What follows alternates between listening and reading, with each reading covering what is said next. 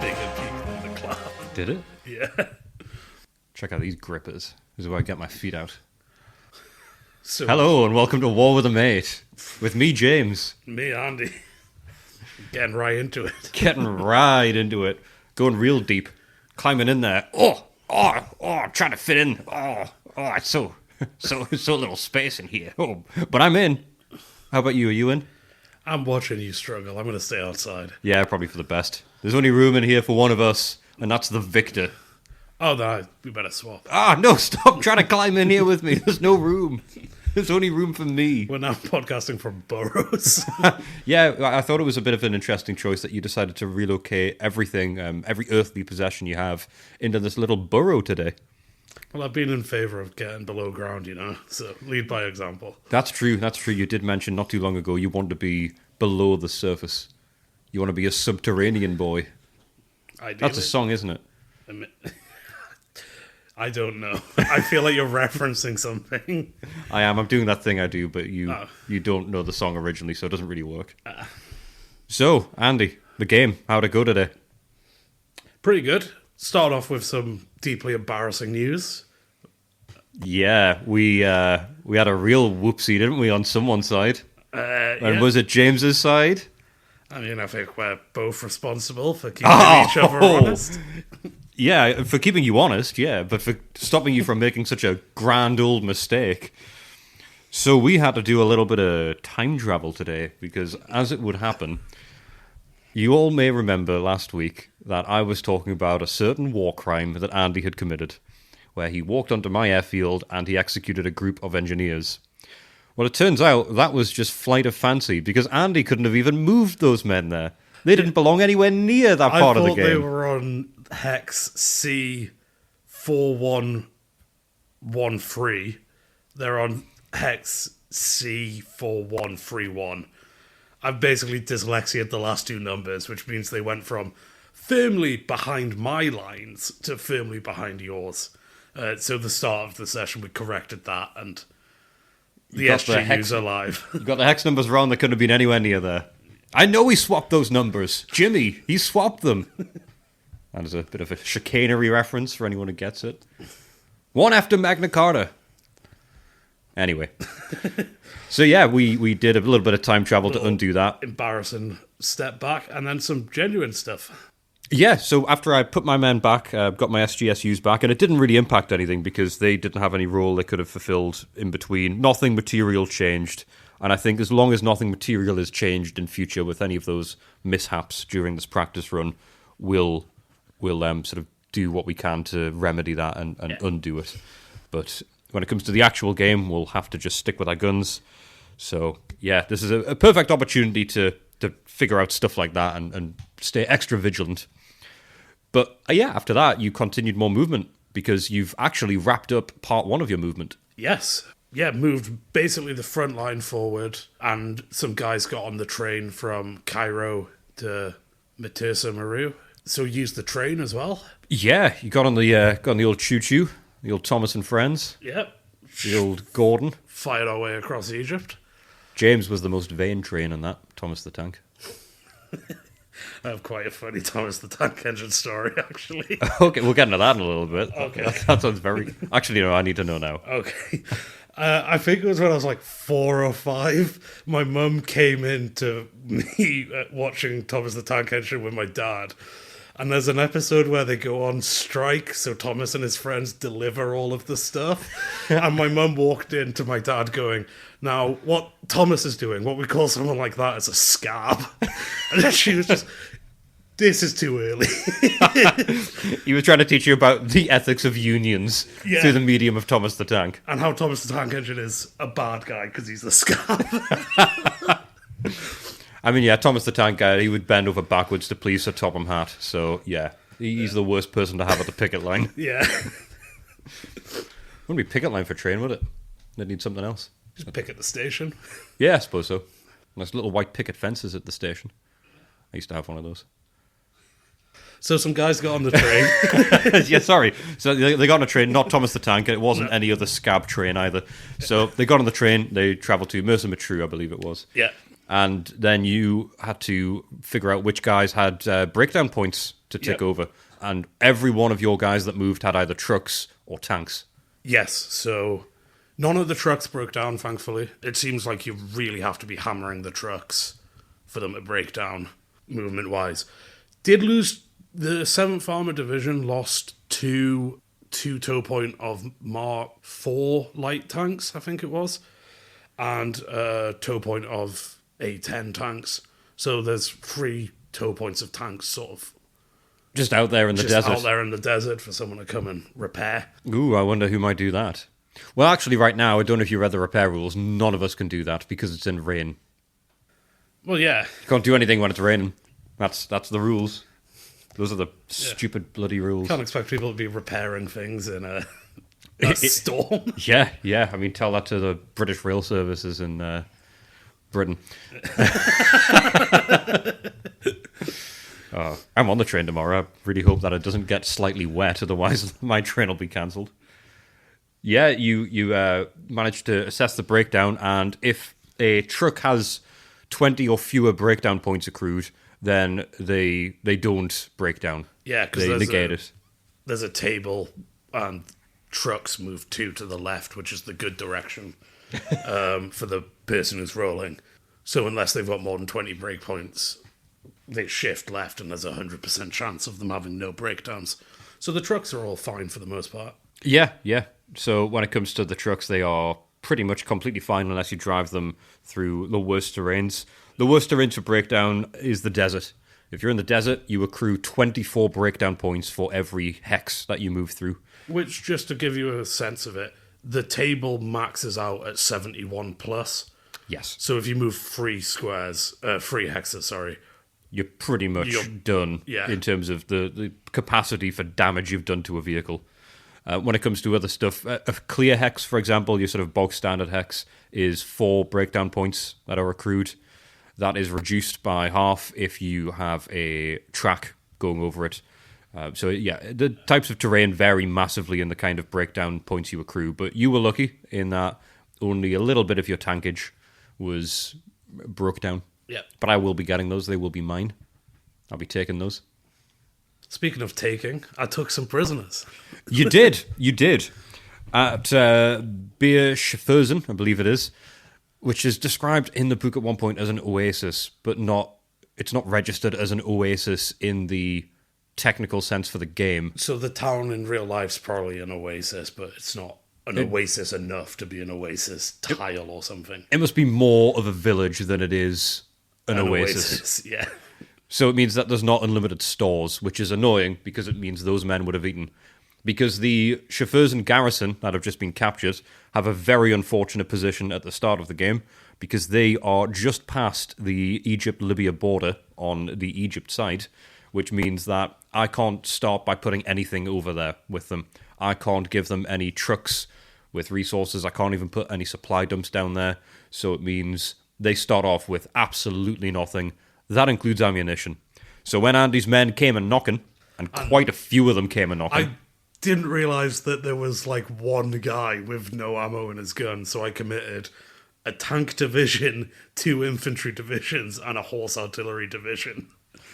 The only way that I could have got those guys to be safe would be if I went first in initiative. And basically retreated. And, moved them away or moved some forces in to reinforce them. Yeah. So by me having you go first, I've actually damned those men. Yes. Which means when it comes to the actual game, I might have to try and find a way to go first. I mean, you don't have to find a way. I think you just go first. I don't know if I do in the full game. Yeah, you might not. You might have wasted your one chance. Yeah, in the small scenario. It might just be down to the dice. Yeah. So that means, since those men had no ammunition, as soon as the enemies engage them in close combat, they surrender automatically, which means all of their tow points that are infantry are converted to prisoner points, which was a brand new concept. We haven't looked at the prisoner rules before. Well, we've read all of the rules, but we haven't played them out. We haven't even done like a test run of the prisoner rules until today when it happened for real. And it was fairly straightforward, I think. Yeah, it wasn't bad at all, I think. Bookkeeping-wise, it might get a bit annoying, like everything in the game, but what you're actually tracking is pretty simple. Yeah, it's very straightforward compared to what I expected. It's just 1 tool point of infantry converts to 1 prisoner point. You can then have a guard point assigned. You just take 1 tool point from yourself, an infantry unit, and then pop it there. And you need to feed them. Every op stage, you need to give them some food. For every 5 prisoners, they get 1 store point. But they do have a magical ability to conjure up food from the distance of the deserts of Egypt, because they don't need to be near it. If there's no food nearby, they just consume food from the nearest source. You can't war crime accidentally or deliberately with them. You can't. No, the game doesn't allow you to war crime. So when it comes to the ways they can die, if the prisoners at any point don't have a guard unit in the same hex as them, they escape. And when they escape, they can go on the run. If they get close to a friendly unit, they are rescued and will come back in a month's time, in game time.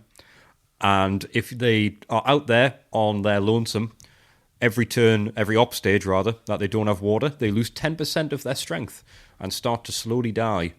So the game does specify what you can't do is take a bunch of prisoners out into the desert and then abandon them with the guard so that they just die of thirst.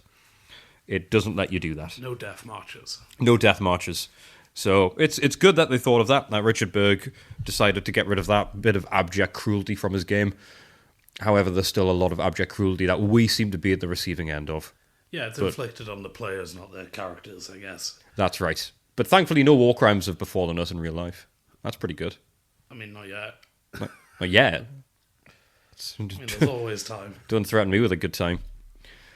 So, that was most of it. And then we resolved that, and that was sort of it for today. Yeah. We were about to start another big fight, but we realised that because of the time, chances are we would be eating into a lot of the evening probably if we then started to play the next fight, because there's actual combat going to go on. It's not just people surrendering. It's not people getting on a train. And it's not us turning back time to undo a war crime. It's just the first real fight. The first real one. Yeah, that's going to be a big one. So tune in next week. That's going to be one to put in the calendar. Tell your friends about. Keep them informed. Keep them up to date. You know that weird podcast I listen to about board game? Well, they say it's about a board game, but usually they go off on tangents about Thomas the Tank being a scab. Well, they're going to have their first big fight. Yeah, no one will care. Yeah. Don't tell your friends that. They're gonna think you're a freak. Tell them about the pod. Yeah, tell them about it, and if they listen to it, that's great. And then they're also part of this sort of cluster of strange behaviour and mannerisms. But yeah, I wouldn't try and persuade anyone to listen. That's far too far. Do you try and persuade anyone to listen, Andy? Do you go out there in the streets and try and corral anyone into being a listener? No, I leave that for you. For me, yeah, I go out with flyers, put them on lampposts, and ask people to listen. It's got a picture of your face on it. Oh, nice. It's probably why no one's listening. Oh, I don't mean that, man. You got a lovely face. That is. Got a lovely face. So if we put your face on, the thing is, we'd have too many listeners. We simply can't put up with the bandwidth. We'd have far too many. We'd have to start dropping some. Yeah, gotta be sustainable. Yeah. It's a last in, first out policy with listeners as well. So when we get a capacity, all of you OGs, you'll be sticking around. Don't you worry. That's the rules for listener capacity. I'm not really sure how that's measured. Oh dear. Should we get some mail done? Yeah, let's get some mail done. So, who we hearing from today? Who we got? First off, we got Connor. This is the one that came in Morse code at the end of last episode. It is, yes. So the whole thing is Morse code, including the subject. There is nothing in it that is English language. It's all just dots and dashes. So we fired that off to the folks at Bletchley Park, and they've decoded it for us. We did, yeah. We fired it off, and then everyone read the mail Yeah. over in America, and Everyone in Rommel the had a world. read. Everybody got to have a little read of this, and we determined what it says. Yeah. So, hello, Andy and James. I'm a university student from sunny San Diego, California, and I'm an avid listener to your podcast. I enjoy listening to your British humour and your ability to make one of the driest board games ever made, and was one of the highlights of my week. I'm glad you two have decided to document this enormous project to the world. My question is this. In episode 20, you had joked that you would sell hypothetical merch. in particular a poncho with a life-size map of the game. While this is hilarious, it made me wonder, would you ever consider selling normal merch? I would immensely enjoy a coffee cup or a sweatshirt with the War of a Mate logo on it. Thank you for your misery, for my entertainment, Connor. So yeah, thanks for that, Connor. I'm not against merch. We'd have to figure out how to do it, but Yeah, I've got no idea where we would start with that, but like every other aspect of this, we are starting from scratch. So I would be more than happy to look into that as an interesting endeavor. Yeah. I think we'd have to gauge if anyone would be interested in that. I don't imagine it's the kind of thing we would do en masse. no. But if people are interested in it, I guess communicate that with us. We have many channels. We have email, which some of you already know is info@warwithamate.co.uk, or Instagram, which is just warwithamate. You can go on our website, use a web form there if you want to go particularly flash. But yeah, if that is something anyone is interested in, I guess let us know what those numbers are, and we can see what that would look like. Yeah. I think the poncho thing's a great idea. I think that would sell like hotcakes. Just people in the street would buy those. I do want that poncho. Should we just get one for ourselves? Yeah. But mugs seem reasonable. Yeah, so I guess if you're interested in something like that, let us know, and let us know what kind of item, and we'll see what comes from that. That'll be interesting. Yeah. But thank you very much for the mail, Connor. It seems to be the case that there's a lot of you folk over in the States that have taken a liking to this. I'm not sure that for anyone in the UK, our humour is anything exceptional. It's probably subpar. So it's nice that it's been appreciated. Thank God, it's a global platform. Yeah, thank God other people listen who are a little bit unfamiliar with our tones. But yeah, that was a very nice. Yeah, sorry, just thinking of the fucking poncho. Oh, It would be amazing. I think I would actually quite like that poncho, but I want the matching cowboy hat. Well, yeah, you full costume. Oh, the cowboy hat as well. You know, the sort of the tassels that fasten around the neck. Oh yeah, to kind of keep it in place. I want to have it so you pull down on the tassel and it plays the opening jingle for the podcast. You know, the sort of Western jingle so that we've you want got. the hat to be a speaker? Yes. Okay, that's gonna be difficult. It's going to skyrocket the price, isn't Yeah. it? Production costs are going to be through the fucking roof. I think it'll be fun, though. Well, while we think about that a little bit more, I guess we'll move on to the next one. The next one that we have is it's a message on Instagram. It's from Dev. It's from our friend Dev. Dev is a friend of the podcast, and she has decided to send in a message unprompted. How good of her. And Thanks, Dev. And I had to look through, and they're actual questions. They aren't just funny ways to poke fun, but actual questions. So, Dev, you've sent over 3. The first one is, if you could change only one aspect of the campaign for North Africa to make it more user-friendly or modern, what would it be? It's a very good one. What would you say, Andy? You see, I'm trying to think of a change that won't completely destroy. What it is. Yeah, because you could make this quite a streamlined and fun game, but you'd be basically removing all the logistics and stuff. Do you have one while I think? I think being able to reliably locate terms in the book would be ideal, like a search function. Oh, okay. That would be perfect, because right now, the amount of times that we think, oh God, do we understand this rule correctly? And then instead of being able to just sort of Control F, it's a case of having to scroll through either 200 pages of PDF or try and find it in the actual pages of real real book. Yeah, so that I would say for me is the biggest one, because not being able to quickly reference those points, it is something you're working on. Yeah, trying to make that a reality. Yeah. So I guess that could quickly become a real thing for me. Yeah, and I think that is actually my number one draw at the moment. I mean, yes, similar. I'd love someone to have gone through with the addenda and everything and removed any of the misleading. Yes. Basically, the feature I want from this game is for it to be correct. So someone to have edited it properly like 50 years ago. Yeah, that would have been great. That would make the game a lot easier to play. Maybe one complete playtest by the designers. Yes, yeah. I suppose going into it knowing if the game works or not would be very different. Maybe it would take some of the fun away, who knows? But I think, yeah, being able to... I guess both of our points rely on the rules being correct and serviceable. So, yeah, if the game had a way to communicate those rules very clearly and reliably, that would be perfect. Because I think a lot of the like effort and the slowness comes from all the bookkeeping and stuff. The rules that are right are easy to follow. Yes. It's the problem of like inconsistency, or it seems like there's stuff that might have been one day intended to be like a whole thing, and they like cut it for time, but not all of it from the rules. Yeah. I think a lot of it, because we had this issue last week when we were looking at the tactical shipping segment that doesn't exist. Yeah. It looks like at some point there was a big overhaul of some of the logistic rules. Yeah. So there's probably going to be more artifacts of that when we go through. Yeah. Well, I wonder if the camel stuff is one of that, because the only mention of camels is that one little rule sub bit. But the thing is, that feels tongue-in-cheek. The camel thing feels like a joke. It feels like a pointed remark. It feels like a joke, but I feel like it feels like a joke because the rest of it's missing. Oh, God. I do wonder if there was a different logistical system.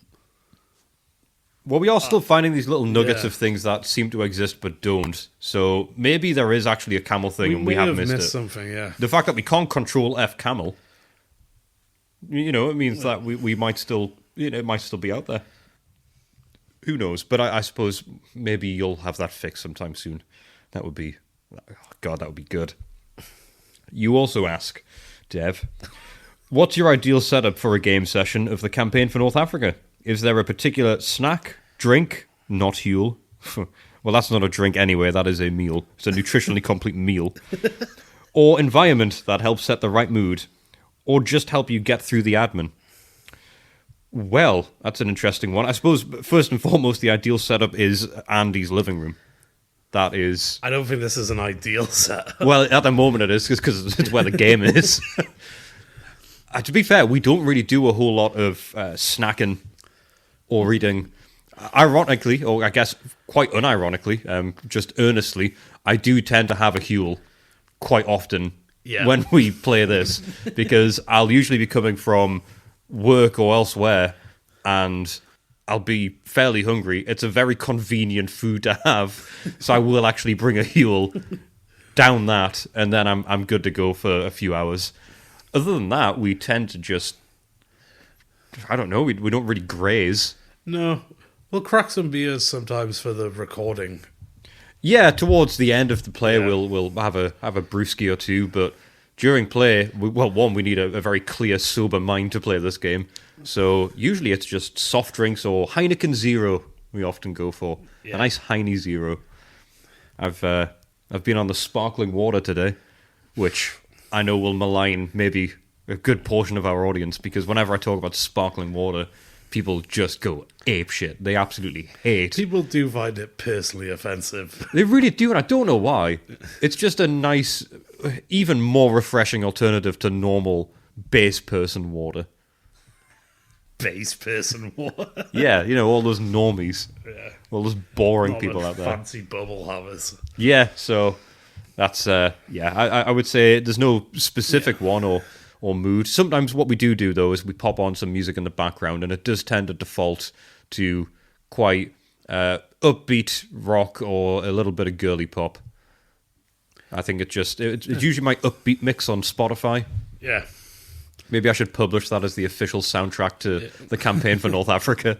My daily upbeat mix. I would like just a dining room table that's big enough to have the full map on. That would be ideal. It's also not against one wall, so you can walk around. Yes, the whole thing. You want a really big table, really big room. Basically, yes, I want a much bigger home. Yes.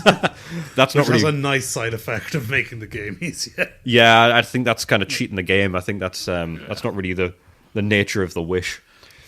But, I guess that's the answer to that one. It varies, but Andy wants a bigger house.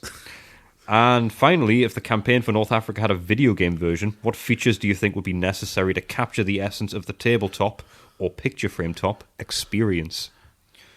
Well, we actually touched on this a little bit last week with, oh god, what was that game? Crits. Yes. That looked pretty similar in its complexity. Yeah. I think you would need to have something that requires a lot of manual input. You essentially would need a video game that removes a lot of the automation, which is difficult for a video game. Yeah. But you'd need to start having ways that you have to service the game manually rather than calculating stuff automatically. Yeah, because I think if you streamlined everything, it would actually be there wouldn't be that much to it if it was calculating everything automatically. I think it would actually be a very bland and boring game. Yeah. Because while it does have a lot of complexity, it's complexity for a board game. It's the kind of thing that a video game runs in the background for hundreds, if not thousands, of other games that are similar. But it just boils it down to the surface value. You get the values and the results, and that's what you play with. So it ends up feeling a lot more of a shallow experience, I would say. Weird that I'm talking about this as if the campaign for North Africa is the better experience. But what you see with a video game is very front end. This is all of the processing behind it. Yeah. So I don't know that a video game could ever do it without it just becoming a video game that when you open it up, it's just spreadsheets. Yeah, I mean, or it's simplified to the point it's not an interesting strategy game. Yes, if it's simplified and calculates everything for you, it's not this game. So I really don't think it would translate to that medium of gameplay. Yeah. I don't actually think it could be done where it doesn't take off what it is. Or you'd keep the complexity by ramping everything up if it was going to auto-calculate. That's true. Maybe you added like a ton more features. Instead of supplies, you are tracking food, uniforms.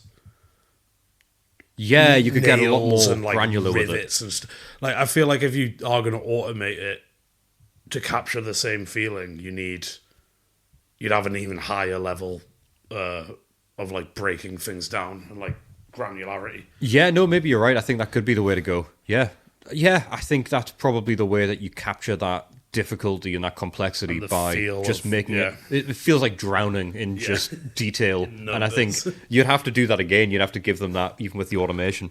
So yeah, I guess that's probably how we would do it then. You just ramp it up and make it just as difficult to play that way as well. So yeah, thanks for the messages, Dev, and we have one more. Believe we've got one more at the moment that we'll go through. Yep, from Oki. Howdy, I don't know if this is the right email. If it is, sweet, you have nailed it. I'm only on episode 15, so sorry if it doesn't help out. Have you all considered putting the map on the wall or like a whiteboard with wheels so you don't have to sit on the floor? And you all are a blast to listen to at work, and can we get a segment with a bit more mind games, like discussing important objectives, but we can lie? So, first off, great minds think alike when it comes to organising the game. We have ended up putting it on, in the picture frames. As for the segment with a bit more mind games, I think that's probably something we should do. It's just finding a way to do it where we're not giving each other too much information and we're not lying so much that it's just nothing. Pointless information. Yeah, well, we were talking earlier about maybe trying to work in a different segment and also to break down a bit more of the game in more detail through maybe some visual aids, some other bits and pieces. Ultimately, what will be happening once we've finished this play scenario, the test run, is we'll have an idea as to what the game looks like each week and how it is that we can communicate that, which also means the planning, the strategy, all of that, we'll have an idea as to how it's going to look. You're essentially listening to one very, very long pilot episode of the podcast, which is going to run for the whole of this Italian offensive. So once that's done, we'll have an idea as to what actual segments would look like. But I wager the first, 60, 70 episodes of this could well just be us figuring out how the rest of the podcast looks. Yeah. So we definitely agree that some of the objective-based stuff would be a fun topic to cover, and getting to lie to Andy on the pod would be fantastic. I love lying to you, man. It's great. I see your eyes light up.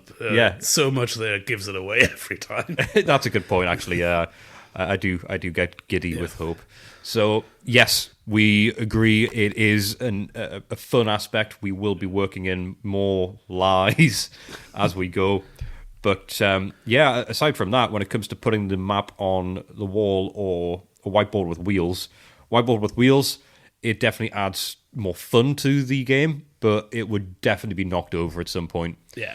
And when it comes to it going on the wall, I don't really think there's anything wrong inherently with it, but it becomes too much of a sort of standing desk situation. We wouldn't be able to ever sit down and operate any of the board. Also, to attach them to the wall like firmly enough that I want to, probably can't do that in a rental. That's true. Yeah, you don't want to because you could just bang some nails in, but I wouldn't want. You'd wake up in the middle of the night. I wouldn't. Yeah, want to hear that crash. Because I feel like I would hear that crash. I don't live anywhere near you, but I feel like it would wake me from some sort of horror. Yeah, it would have some sort of psychic bond. Well, you've been having nightmares about the game, haven't you? I did have a nightmare about the game the other week. Yeah, I had this weird fever dream that it was when I was not feeling very well. I had this horrible fever dream that I was in somewhere in public. I can't remember where, but the game got wet and it was horrible. I'm not going to really try and describe my dream most, because one of the things I hate more than anything else is people talking about their dreams. Yeah. I think it's the most boring, stupid thing you can talk about. But it is a good indicator of how deeply it's wormed its way into your psyche. It's just, talking about your dreams is pointless. Anything can happen. It doesn't mean anything. Well, that was some great mail, and we do still have quite a bit more in there. We are chipping through it bit by bit. I promise, if you've sent something, we will get to it. We've just got to get there. And if you've got any questions, suggestions, comments, please fire them over. Yes, once again, info@warwithmate.co.uk. And warwithmate is the Instagram handle as well. So that breaks down our correspondence, and we've covered some of the gameplay that we've had today in its, I suppose, surface level glory. But you have something else to break down in a little bit more detail. Some more Enigma, I believe. Yeah, this is the last bit. So, we've looked at the Enigma machines and how they were cracked, and a bit of North Africa, and we found out about Colonel Feller and his widely read secret reports. Yes, his open letter to the world. Yeah, that everyone in the world seemed to be reading. Which we've now broadcast on this podcast years and years later. Yeah. So now, you know how I said they had to change the codes last time? Yes. And there was this back and forth about it. Yes. Gonna focus on that because this is a kind of crazy what-if piece of coincidence. Okay. So I'd like to... So Rommel arrives in Egypt, and he's... Libya, and he's helped greatly by his the good source, as they call it. Yes. He's pushing... His original orders are stop on the Egyptian border. Okay. And then we'll consolidate... Well, not we'll. Then the Axis were planning to consolidate, take Malta, wrap up the Mediterranean, and then start going east again. Right, okay. But Rommel's got all this information about how badly the morale and training and disposition of all the British and Commonwealth troops are. Which plays into the game, actually. Yes. So he's arrives on the border, just to put it in perspective, he has 44 tanks left. Okay. It's 11 to 8 tow points, if we're converting. His men, infantry, are all exhausted, and he's already, close to the, end of his supply lines. Right, okay.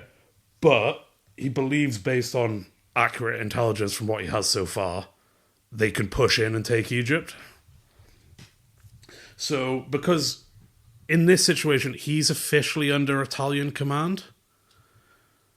So, because he's officially under Italian command, he asks Mussolini if he can invade Egypt.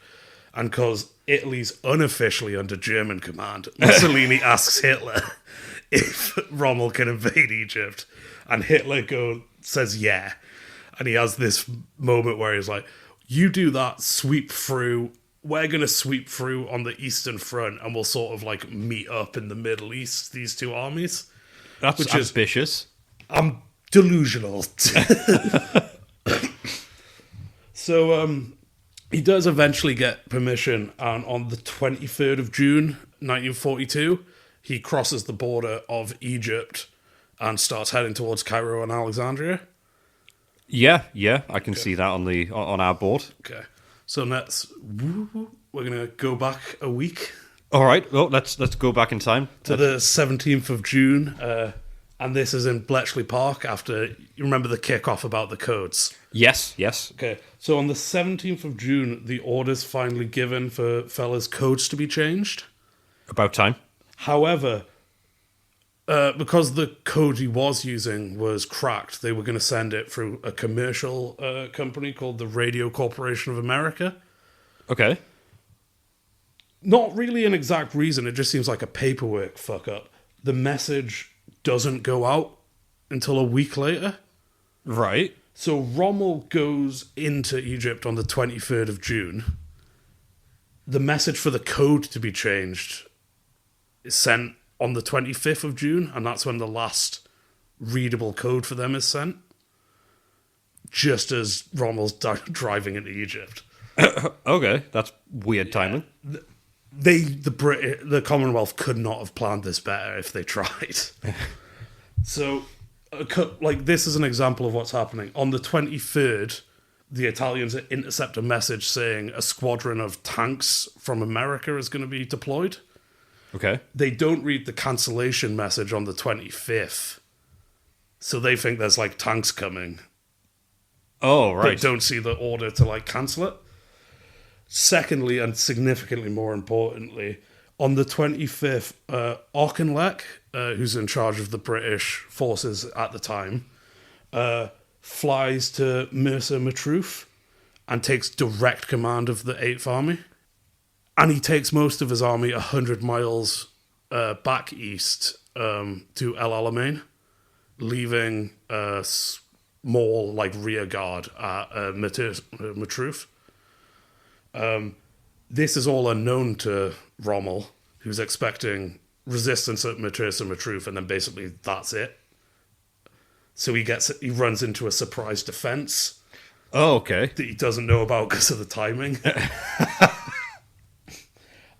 So the Germans come in, they take Mersa Matruh fairly easily, and at this point, the Allies are intercepting German messages. For instance, the chief medical officer is sending messages to the troops to not drink unboiled water when they get to Alexandria and Cairo, and to avoid buying ice cream from street vendors. They're like...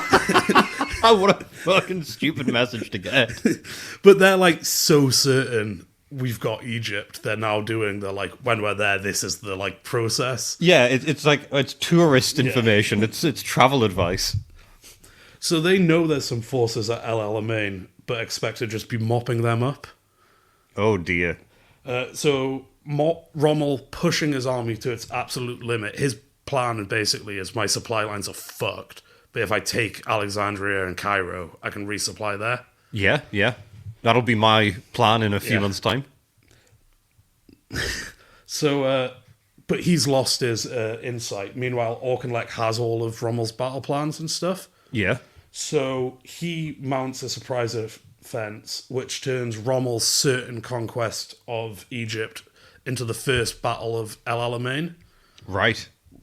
Arguably the turning point where what comes after it is defined here, and a win in North Africa for the Commonwealth. Yeah. Is from this moment. So it's one of those cool hinge moments in history where if the message had gone when it should have a week earlier, Rommel would have known about the defense that was waiting there. Well, he would have known the code was changed. He would have lost his source. Yeah. And might not have gone in. If it had been a week later, he would have known all of the defenses because it would have still been on the old code. Yeah. So it's this, basically... 1 week either direction. The world's drastically different to the point, the Nazis might have won in North Africa, and God knows how that ripples out through the rest of the Yeah, that theatre would have changed completely Yeah. if that push all across had won and then they linked up and the Yeah. Eastern Front then changes drastically. All because of the timing of that code. That is that's very butterfly effecty. So, yeah, maybe some time traveller went back and managed to alter that one to get it right in the perfect spot, because that does seem very convenient. Moved a bit of paperwork to the bottom of a thing, or... So I'm not going to go too much into that, but I just thought that was a really cool example of like the power and effect of that information, like, and one side having it and one not. Yeah. I would say that's Enigma from the start to finish has been a very fascinating topic to see how all of these small cogs in a machine, which is essentially just correspondence, played such a massive role in information exchanging and the tactical planning, and the fact that it has such an impact goes to show how important it will be for us to actually have the right information to hand. Yeah. And we aren't even, I was going to say we aren't even having it hidden from us. We kind of are, because I feel like the rules sometimes are cracking fucking Enigma. Like some of the stuff in there, it has, I think, fewer combinations of wrong information. So a couple of last bits. When the Allies conquered Rome, MI6 agents arrived soon afterwards and started questioning members of the Italian counterintelligence unit, which was known as the Removal Section, which I just think is a cool name for a spy agency. I like that a lot. And in the process of them like interrogating all these people, that's when they find out about the robbery into the embassy with the key. Ah, right, so that's when it came out. Yeah, so that's when they found out about it. A little bit more about that as well. One of the troops entered with a key. He also had a key to the safe. He took all the documents and went to a nearby photography shop to have them all pictured and then put them back exactly where they were. I mean, it's smart. Yeah. And just a bit for Enigma after the war, because it wasn't revealed until sort of the 70s, the effect Enigma had on the war and Bletchley Park and all this sort of started to come out to light. There's a couple of theories for why the machines, for why it was kept secret for so long, and one of them I just thought was very evil, kind of. So after the war, Britain was selling Enigma machines to third world countries to use for their cryptography and telling them it was unbreakable. Oh, God. That's not okay. So that's part of the reason they didn't release it till the 70s, is because they were actively selling them. So that they could then crack them they and could just read intercept people's- information. yeah. What a bunch of bastards. This is why we have such a bad rap in history, because that's not okay. No, not. Oh, buy this perfect cryptography machine. It's going to save you all sorts of hassle when it comes to espionage. We do have the keys, however. Yeah. So that's just a nice little bad bit by the Commonwealth as well. And that's sort of it for Enigma. There's a lot more to it, but we might come back to it later. But that's sort of it for now. Well, I'm very happy that you chose Enigma for your topic, because that was it was very insightful. Got to find out a lot I didn't know about it. I guess I could have probably just watched The Imitation Game again. Yeah. It probably would have just given me all the information. Maybe we'll watch that and review it at some point. No, you gave a lot more than The Imitation Game. That's just got Benedict Cumberbatch and, well, yeah, I feel like maybe we should have got him in for that bit as well. You could have got him to do some of the bits with you. That would have been good. That would have been pretty good. Just hand him the script and he can read it for me. Well, Idris Elba didn't show up, so, I don't think we've got much chance of Benedict Cumberbatch either. Never try to meet your heroes. Are they your heroes? No. Neither of them. No. Who would you say is more of your hero? I don't know. Maybe Idris Elba. You think? He does other stuff Other stuff other than like acting. Does he? Oh, yeah, that's of course, yeah, he markets Huel. He markets Huel. He markets gold. Does he? I think he kickboxes. He's big in Huel, is he? Yeah. Sorry, I meant to say gold. I just said Huel automatically, because to me, Huel is solid gold. Or it's liquid gold. Yeah, I think he did a weird documentary about gold for gold company. There's gold companies. Yeah. I thought it was just gold. I thought gold was just the brand. The brand and the product. That's a yellow metal. You're not allowed to call it gold. It's not from the gold region of metal. So, you got some common ground for us? And now for something nicer. A little oasis in the war. It's time for some common ground. I'm trying the intro for common ground. I'm recording it. Maybe.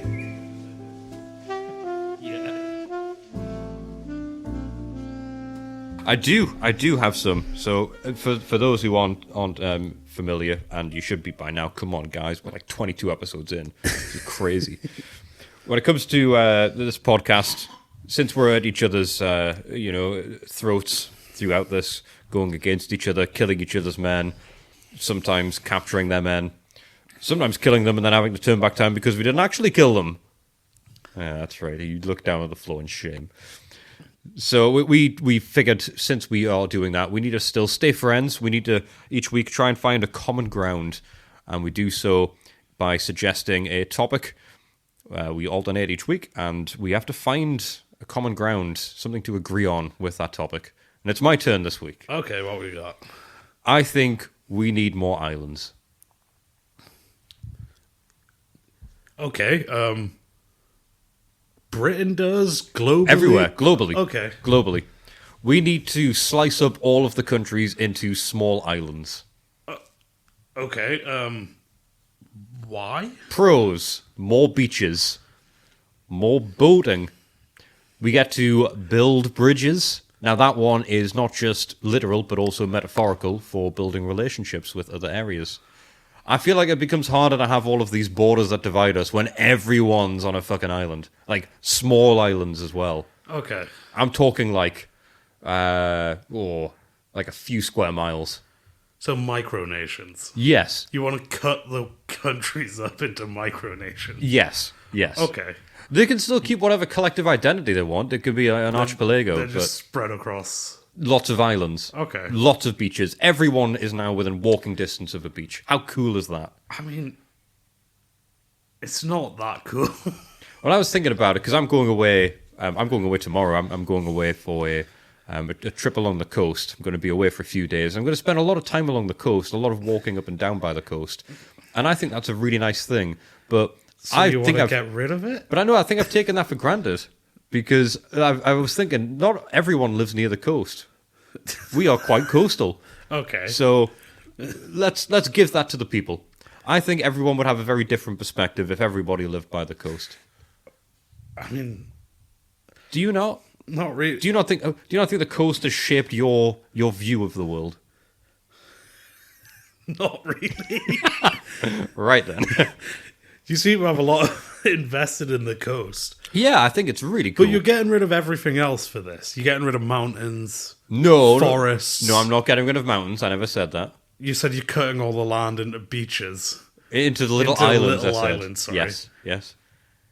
So we can some of keep- the little islands are going to be mountains. We can keep some of the big stuff. We're just adding some islands. No. We are cutting most of the world up into islands. Okay, so we're getting rid of countries. Yes. We're doing a reverse Pangea.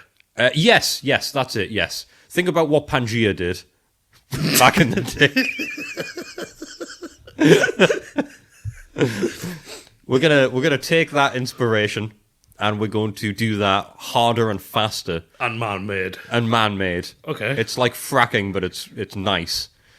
We're going to split up the world into all these tiny little islands. We'll keep the big stuff like mountains. We'll keep them on like a big piece of land, so you can go and visit the mountains. Okay. You can go see the mountains. You can go to mini Pangea to visit the mountains. You can go see the mountains. You can go see the Himalayas. They're all there. Okay. You can go see the Rockies.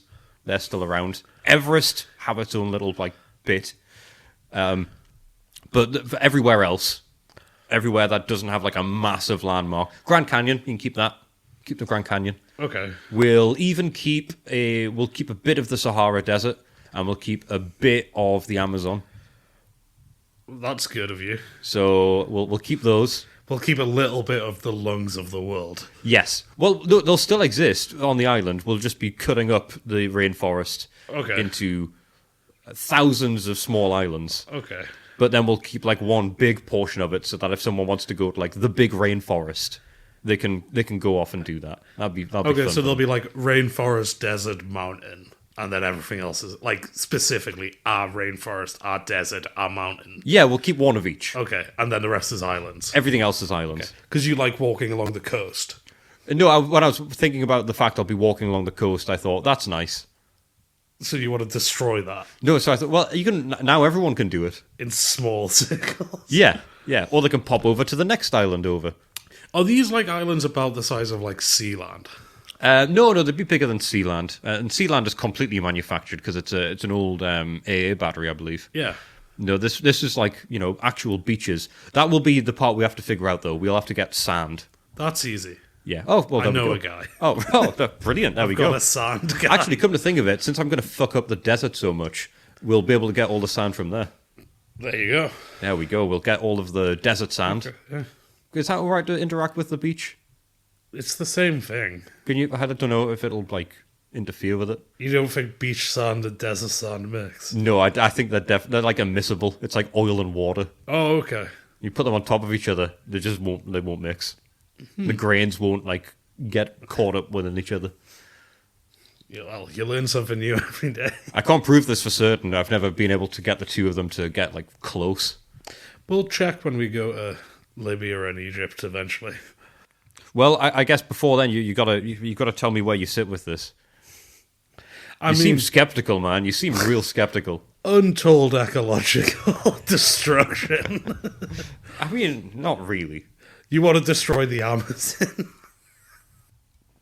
We're already destroying the Amazon. I'm talking about if anything, this makes it a lot harder to destroy. Because they can't get the logging machines to the islands. Exactly, the bridges that have to build constantly. Are these islands anchored? Anchored to the seafloor like a normal, naturally occurring island? Yeah, we'd have to make sure they are. Okay, so you don't just get like an island and you can sort of sail it to where you want. No, however, that does sound quite cool. I am open to that. Okay, because that might get me on board. Yeah, no, I am open to that. Okay. So you want to have like a sort of, I don't want to use the word pirates, but you could be an island pirate. Yeah, sailing around on your own island with a Jolly Roger. Yeah. Now that does sound quite cool. That sounds fun. I am on board for that. We just invented the film Waterworld. Right. If you build it, they will come. Different film, I think. I think so. Yes. Yeah. Yeah, if you build this, people inherently won't come because they'll all have their own island. They'll all have their own place to be. Okay. So yeah, okay. I'm up for a bit of island sailing as well. So yeah. So we'll put that on the list. I can get on board with it. Yeah.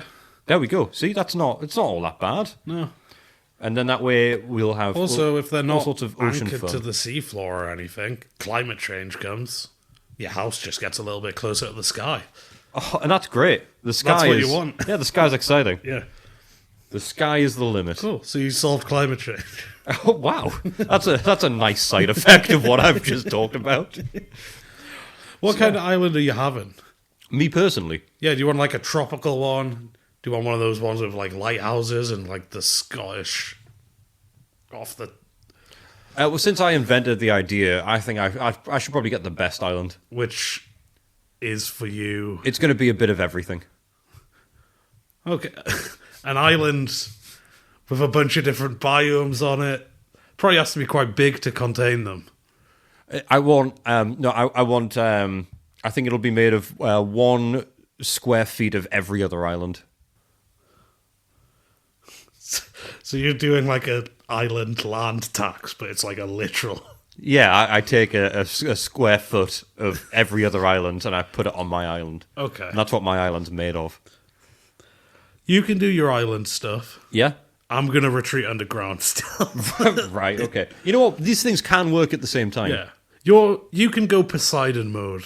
I'll go Hades mode. Okay, yes. So what we're doing is we're creating our own pantheon of gods. Yes, but neither of us are Zeus. We are both well aware we're backup gods. We really could have done with a Zeus to keep us in line, actually, because clearly when we're left to our own devices, we're destroying rainforests and burrowing underground. Oh, dear. Okay. So not a full... I'm going to let you do it. I might visit your islands, Okay, that would be nice. but I'll be busy elsewhere. Yeah, underground, doing underground stuff. Yes. Oh, well, I guess we'll watch this space. I do like that we're starting to build up the common ground verse, where all of the common grounds exist in the same universe, and it's just one hellscape that's been destroyed by Earth. People aren't allowed to have cats on their island. No, of course not. They're not allowed to. It's simply not allowed. And this all happened because AI ran the world for a month.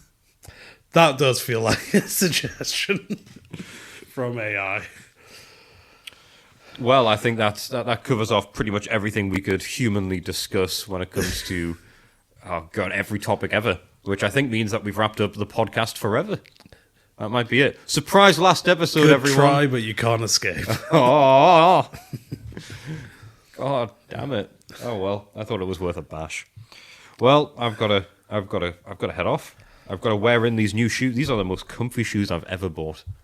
I'm gonna wear them in because I've got a big old walk tomorrow. Enjoy. I will. It's going to be great. And I'm going to come back. I'm Refreshed. Going to refresh myself, and then I'm going to release this episode. And when you listen to this, I'll be very, very tired. But at least I wasn't tired today. And I won't be tired next week either. Hey. That's a promise you can take to the bank.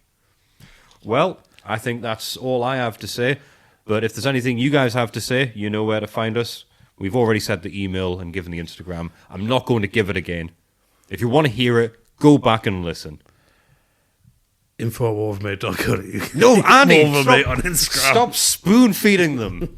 They're better than this. You're better than this. I just like the correspondence. I know you do, but you got to make them work for it a little bit. Have them scrub along back towards the midpoint of the episode where we talked about Okay, it. then bleep this. Yeah. Oh, Andy, you can't say that. Oh my God, you can't say that in the pod. Oh wow, that's going to sound real bad. We in should post. wrap this up before you forget to unbleep things. Very good point. Well, thank you all for listening, and we'll talk to you next time. Stay subtle, humble, and brave. Or don't. We're not your dad. Night.